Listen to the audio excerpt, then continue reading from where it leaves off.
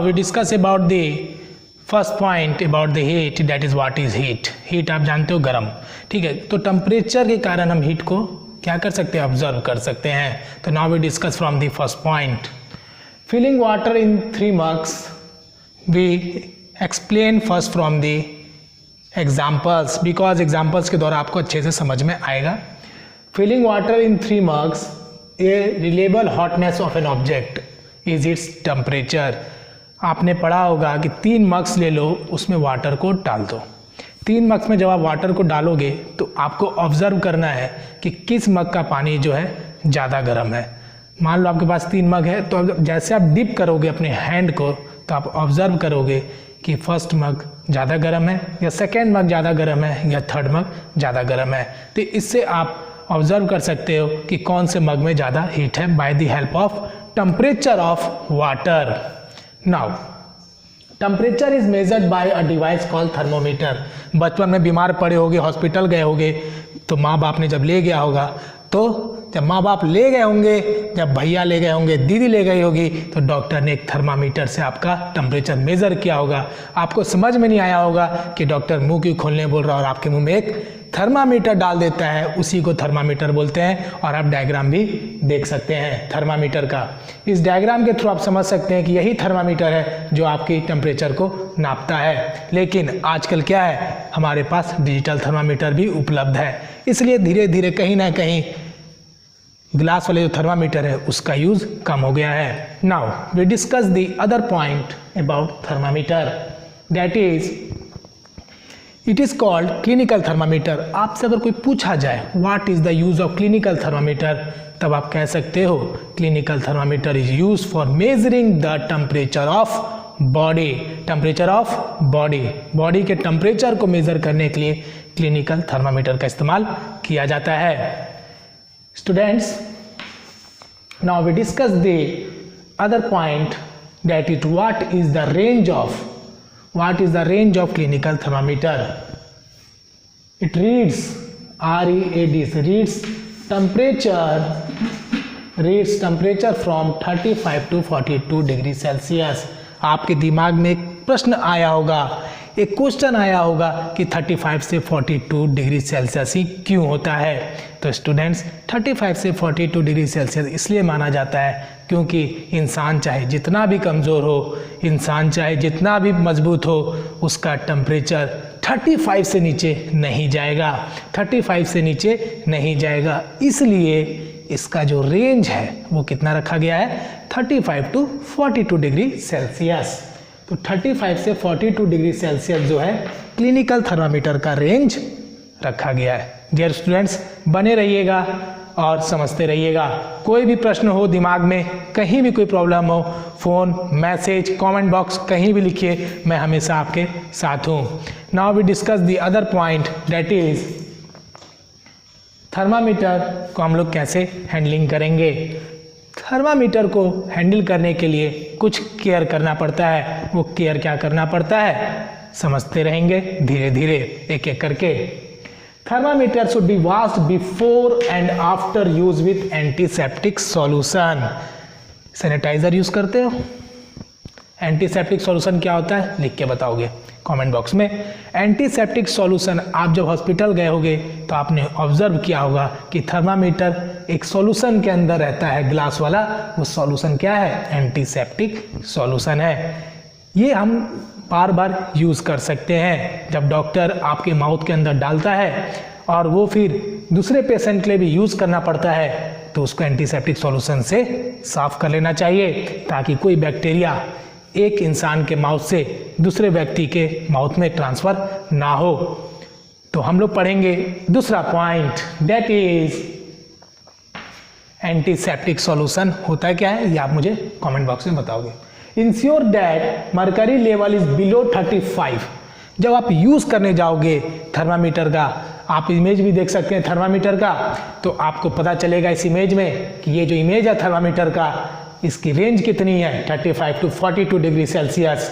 ये करता क्या है, बॉडी के टेम्परेचर को दिखता है। और ये क्या करता है, हॉस्पिटल में हम इसे आसानी से देख सकते हैं। बॉडी टेम्परेचर को ये ऑब्जर्व करता है और इसकी रेंज 35 टू 42 डिग्री सेल्सियस होती है। तो इस डायग्राम के द्वारा ही आप पूरे कॉन्सेप्ट को क्लियर कर सकते हैं। समझते रहिए, देखते रहिए और बने रहिए।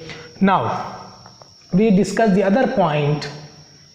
Observe the level of mercury, observe the level of mercury, handle with care, don't hold from bulb side. बोलता है कि उसमें जो है मरकरी पाया जाता है, किसमें, थर्मामीटर में। वो जो मरकरी पाया जाता है उसके लेवल को हम लोग ऑब्जर्व करेंगे। थोड़ा सा ऐसे हाइट पे देखेंगे तो हमें सीधा सा एक मरकरी का लेवल दिखेगा। ठीक है स्टूडेंट्स। नाउ फिर हम लोग उसको क्या करेंगे, don't hold from bulb site. Bulb side से उसको नहीं पकड़ना है, बल्ब साइड से उसको नहीं पकड़ना है। ठीक है, तो इसका भी ख्याल हम लोग रखेंगे। छोटी छोटी और मोटी मोटी बातें भी ध्यान रखना जरूरी है, नहीं तो एक्सीडेंट हो जाएगा। Don't hold from bulb site. Now normal temperature of human body. Normal temperature क्या होता है ह्यूमन बॉडी का, नॉर्मल टेम्परेचर कितना होता है ह्यूमन बॉडी का, 37 degree Celsius. 37 degree Celsius, 37 degree Celsius. मैंने आपको थोड़ी देर पहले बताया कि नॉर्मल टेम्परेचर जो होता है ह्यूमन बॉडी का 35 टू 42 डिग्री सेल्सियस है ना, यही बताया था? नहीं, रेंज बताया था। थर्मामीटर का रेंज 35 टू 42 होता है। क्यों होता है? क्योंकि कोई भी व्यक्ति हो, चाहे वो मजबूत हो चाहे वो कमज़ोर हो, उसका जो बॉडी का रेंज होगा वो कितना होगा, रेंज नहीं, टेम्परेचर जो होगा वो 35 से नीचे नहीं जाएगा। लेकिन नॉर्मल टेम्परेचर जो होता है, एवरेज जो टेम्परेचर होता है ह्यूमन बॉडी का, वो माना जाता है 37। अब मिनिमम कम से कम जाएगा तो 35 और एवरेज टेम्परेचर, नॉर्मल टेम्परेचर जो बॉडी का होता है वो होता है हमारा 37, that is 37। Now we discuss the other point, that is not every human. मैंने बताया ना, सभी व्यक्ति का 37 हो ये ज़रूरी नहीं है, 37 हो ये ज़रूरी नहीं है। इसलिए बोला गया है जो रेंज होगा थर्मामीटर का वो 35 से 42 होगा। It could be slightly higher और स्लाइटली लोअर, थोड़ा ऊपर थोड़ा नीचे हो सकता है, थोड़ा ऊपर और थोड़ा नीचे हो सकता है, कोई प्रॉब्लम नहीं है। लेकिन 35 से नॉर्मली नीचे नहीं जाता है, नहीं जाएगा, नहीं जाएगा। Clinical thermometer used for only measure the temperature of human body. Thermometer लेके पानी का टेम्परेचर नहीं ऑब्जर्व करिएगा। अगर आप पानी का टेम्परेचर ऑब्जर्व करिएगा तो आपका थर्मामीटर कुछ भी शो नहीं करेगा और हो सकता है गर्म पानी की वजह से वो ब्रेक भी हो जाए। It can not be used for measuring the temperature of water. ये वाटर के टेम्परेचर को मेजर करने के लिए यूज नहीं किया जाता है। ठीक है students, clinical thermometer is used for only the measuring the temperature of human body. Now human body temperature range, मैंने आपको बताया थर्मामीटर का रेंज। ठीक है, ह्यूमन बॉडी का जो टेम्परेचर रेंज होता है वो 35 से 42 होता है। ठीक है, तो 35 से नीचे नहीं जाता और 42 से ऊपर थर्मामीटर में भी हम लोग देखें तो जो रेंज होता है ह्यूमन बॉडी का उससे ऊपर उससे नीचे नहीं जाता है, इसलिए थर्मामीटर का भी क्या होता है, उतना ही रहता है। ठीक है, तो वो रीड्स करता है 35 से 42 एंड नॉर्मल टेम्परेचर रेंज 35 से 42 degree Celsius. Now we discuss the other point, that is laboratory thermometer. जरा सा और रुकिएगा। लेबोरेटरी थर्मामीटर क्या होता है? ये भी एक थर्मामीटर ही होता है, लेकिन इसके द्वारा हम पानी के टेम्परेचर को ऑब्जर्व करते हैं। आप लेबोरेटरी थर्मामीटर का इमेज देख सकते हैं। इस इमेज से आप समझ सकते हैं कि जो लेबोरेटरी थर्मामीटर है वो क्या करता है। It use for measuring the temperature of water. Water के टेम्परेचर को मेज़र करने के लिए ये यूज़ किया जाता है। तो इस बात का भी आप ध्यान रखेंगे तो आप आसानी से फिगर के द्वारा चीज़ों को समझते जाएंगे और हम इसके बाद आगे डिस्कस करेंगे। क्लिनिकल थर्मामीटर में फर्स्ट पॉइंट, मेजर द, मैं शॉर्ट में लिखूंगा, आप इसको थोड़ा सेंटेंस फॉर्मेशन कर सकते हैं, नहीं तो ऐसे भी लिख सकते हैं, रॉन्ग नहीं होगा। मेजर द बॉडी टेम्परेचर, ये बॉडी टेम्परेचर को मेज़र करता है। It measure the temperature of water. ये वाटर के टेम्परेचर को मेज़र करता है। ठीक है, कैसे करता है थोड़ा सा समझेंगे।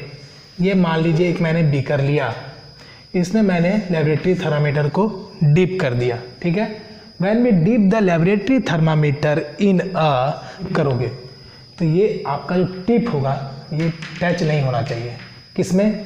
इसके पॉइंट पे टच नहीं होगा। मतलब लेबोरेटरी थर्मामीटर्स का जो इंड है ये इसके बेस में टच नहीं होगा। ठीक है स्टूडेंट्स, और ये साइड में भी टच नहीं होगा, इसका भी ध्यान आप रखेंगे। तो जब हम मेज़र करेंगे तो हमें बीच में बिल्कुल लेबोरेटरी थर्मामीटर होना चाहिए। और जैसे ही आप after some time laboratory thermometer को निकालोगे पानी से, जैसे ही निकालोगे थोड़ी देर बाद आप देखोगे कि जो उसका लेवल्स है, जो आपने मरकरी का जो लेवल्स था वो क्या हो गया था, डाउन होने लगेगा। वो झट से क्या होगा, नीचे आने लगेगा। तो इसका जो लेवल है, मरकरी लेवल जो है falls down when we remove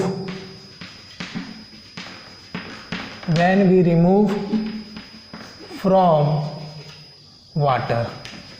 जब हम इसको पानी से निकाल देंगे तो क्या होगा, लेबोरेटरी थर्मामीटर का जो रेंज है वो क्या होगा, कम होने लगेगा। ठीक है, ये इसका आप याद रखोगे। जैसे ही पानी से निकालोगे उसका जो रेंज है वो क्या होगा, फॉल डाउन होने लगेगा। But what happen in the case of clinical thermometer? Clinical thermometer में क्या होता है स्टूडेंट्स कि जैसे ही आप अपने माउथ से निकालते हो, जैसे अपने माउथ से क्या निकालोगे, थर्मामीटर को निकालोगे। कौन सी वाली? क्लिनिकल थर्मामीटर को। When we remove the clinical thermometer after measuring the temperature of body from your mouth, you observe that the levels of mercury cannot fall down. Why? Because there is a presence of kink present in clinical thermometer। Clinical thermometer में kink present होता है और वो mercury के level को नीचे आने नहीं देता है, जिसके कारण माउथ से निकालने के बाद थोड़ा आपको झटका देना पड़ता है। झटका देने से क्या होता है, वो फिर धीरे से हट जाता है उसका लेवल और फिर से वो शुरुआत से स्टार्ट हो जाता है ओरिजिन पोजीशन से। तो किंक का रोल क्या है? Kink present in clinical thermometer and it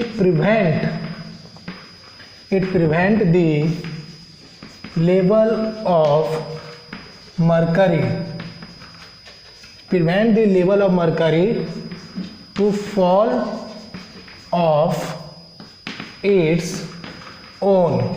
वो अपने से नीचे मरकरी को नहीं जाने देगा।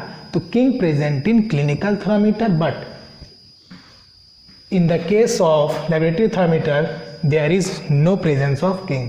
तो आप लिख सकते हैं there is no presence of kink, इसलिए इसका लेवल क्या होता है स्टूडेंट्स, अपने आप फॉल डाउन होने लगता है।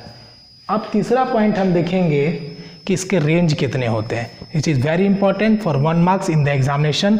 आपका क्लास टेस्ट मैं लेता रहूँगा और मैं आपको इसके बारे में जानकारी देता रहूँगा। मेरी मेहनत बेकार ना जाए, इसको आप देखते रहिए और समझते रहिए, पूछते रहिए। क्लिनिकल थर्मामीटर का जो बच्चे रेंज होता है, इसका जो रेंज होता है वो कितना होता है स्टूडेंट्स, बताइएगा ज़रूर। रेंज होता है कितना, 35 to 42 degree Celsius, 35 degree Celsius to 42 degree Celsius. और लेबोरेटरी थर्मामीटर का रेंज होता है -10 degree Celsius to 110 degree Celsius. याद रखिएगा, यहाँ पे जब माइनस लगा हुआ है ये काफ़ी कन्फ्यूज़न होता है। जब आपको ऑप्शंस दिए जाते हैं एग्जाम्स में तो वहाँ पे माइनस हटा दिया जाता है और आप गलत कर देते हैं, देन आपका मार्क्स कट जाता है। Now we discuss the other topic that is conduction. What is conduction? Conduction क्या होता है स्टूडेंट्स, हम लोग समझेंगे, काफ़ी इजी है, आप लोग पहले भी पढ़े होंगे।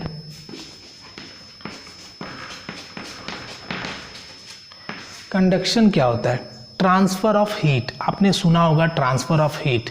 जैसे मैं मान लो मेरे पास एक मेटल है, मेरे पास मान लो एक मेटल है ये, और मैं यहाँ से इसको फायर देता हूँ। अगर मैंने यहाँ से इसको फायर देना स्टार्ट किया, चलो मैंने मान ही लिया कि ये दिया लेकिन जल नहीं रहा है, इससे अगर मैं फायर देता हूँ तो इससे क्या होगा, हीट ट्रांसफ़र होगा। धीरे धीरे क्या होगा स्टूडेंट्स, ट्रांसफ़र होगा हीट, और धीरे धीरे क्या होगा, यहाँ तक पूरा गर्म हो जाएगा। इसी को कहते हैं transfer of heat, that is called conduction. ठीक है स्टूडेंट्स, तो हम लोग को समझेंगे कि यहाँ से मेरे पास एक मेटल रॉड है और ये क्या है, कैंडल है। अगर मैं कैंडल से जलाता हूँ मेटल रॉड को, धीरे से जलाता हूँ, हीट देता हूँ, तो धीरे धीरे क्या होगा, ये ट्रांसफ़र हो जाएगा। छोड़िए ये सब बातें, घर में आपके पास कोई ना कोई मेटल का खाना बनाने का सामान होगा, कढ़ाई होगा, तावा होगा, ठीक है। तो जब आप उस पर खाना बनाते हो तो क्या होता है, शुरुआत में कढ़ाई नीचे गर्म होता है, धीरे धीरे ट्रांसफ़र ऑफ हीट होने लगता है और साइड में भी गर्म हो जाता है। सिंपल एग्जांपल है, वहाँ से आप समझ सकते हैं कि transfer of heat from one position to other position is called conduction. ठीक है स्टूडेंट्स, बने रहिए। Next we discuss about the conduction.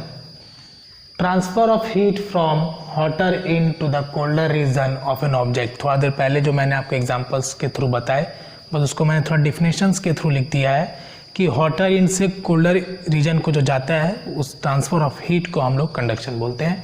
जैसे मैंने बोला कि जैसे आपके यहाँ खाना बनता है, कढ़ाई जो पहले नीचे से गर्म होगा, फिर साइड में ट्रांसफ़र होगा हीट का, तो ये जो हीट होगा तो फिर धीरे धीरे क्या होता है, ये भी गर्म हो जाता है, जो हम पकड़ने में हमें दिक्कत होती है। तो ये जो पकड़ने में दिक्कत होता है वो शुरुआत में तो चढ़ाते समय नहीं होता है, लेकिन थोड़ी देर बाद वो गर्म हो जाता है। बस यही है कंडक्शन, ध्यान में समझ लीजिए। आज डेफिनेशन को आप कॉपी में लिखते चलेंगे। Next we discuss the simple term that is conductor. आपने नाम भी सुना होगा बहुत बार। कंडक्टर होता क्या है, कंडक्टर में क्या होता है कि हीट ट्रांसफ़र होता है। होता कुछ नहीं है, बस हीट ट्रांसफ़र होगा, उसको कंडक्टर बोलेंगे। बहुत सारे मेटल्स के एग्जांपल्स भी आप जानते होंगे जिसमें से हीट आसानी से ट्रांसफ़र करता है। तो aluminium, iron, copper, these are metals, और मेटल्स के प्रॉपर्टीज़ होते हैं कि वो उसमें से इलेक्ट्रिसिटी फ्लो करेगा, और जिसमें से इलेक्ट्रिसिटी फ्लो करता है उसको हम लोग कंडक्टर बोलते हैं। तो मेटल्स के बारे में भी आपको मैं बता दूं, मेटल्स को धातु बोलते हैं। जो मेटल्स होते हैं, लोहे के जो सामान होते हैं वो मेटल्स हैं। ठीक है स्टूडेंट्स, और बाकी कॉपर, एल्युमिनियम, ये सब भी मेटल्स में आते हैं। तो ये इसमें से इलेक्ट्रिसिटी आसानी से फ्लो करता है, तो आप लोग इसको कंडक्टर के एग्जाम्पल्स में याद रख सकते हैं। Now we discuss about the insulator. Insulator में एग्जांपल्स होते हैं जो मेटल्स के अलावा, means those metals, those objects, दोनों में मैं आपको कंफ्यूज करूंगा, मीन्स आपको याद रखना है, those metals which conduct electricity are called conductor, and those are not easily conduct मतलब those object which not conduct electricity, in which electricity cannot flow is called insulator.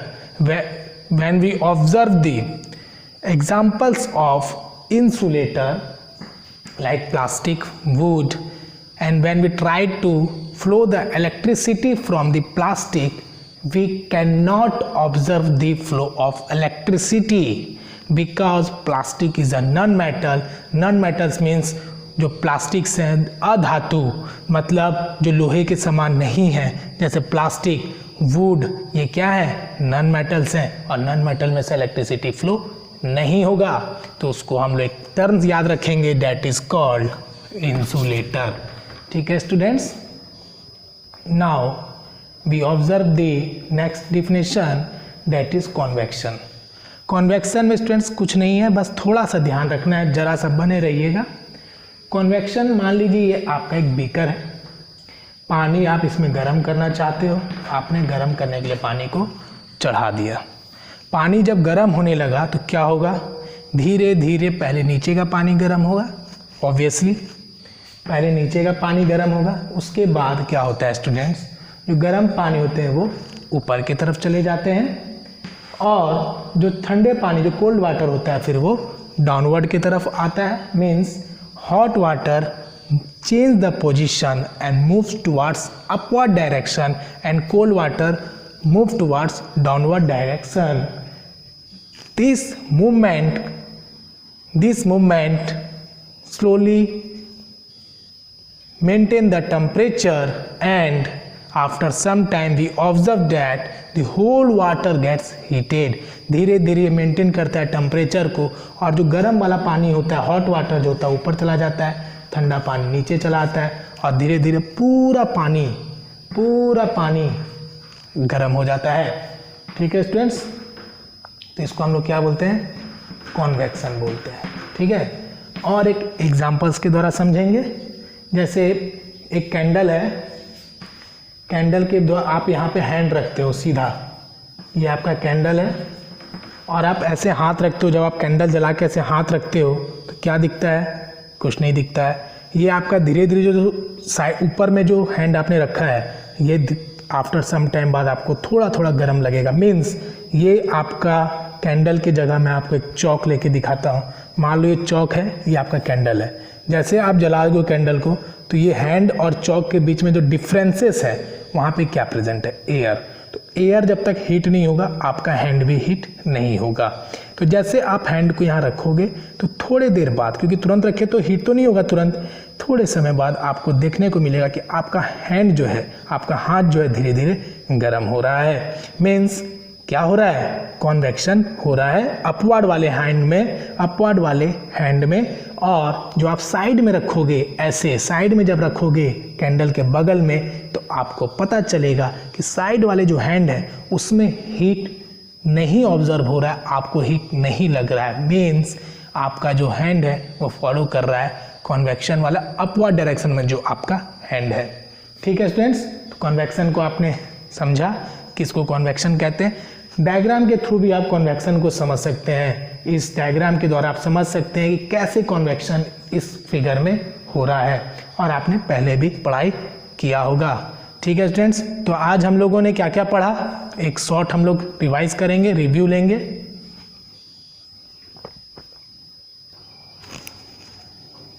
First हम लोग देखिए students heat के बारे में।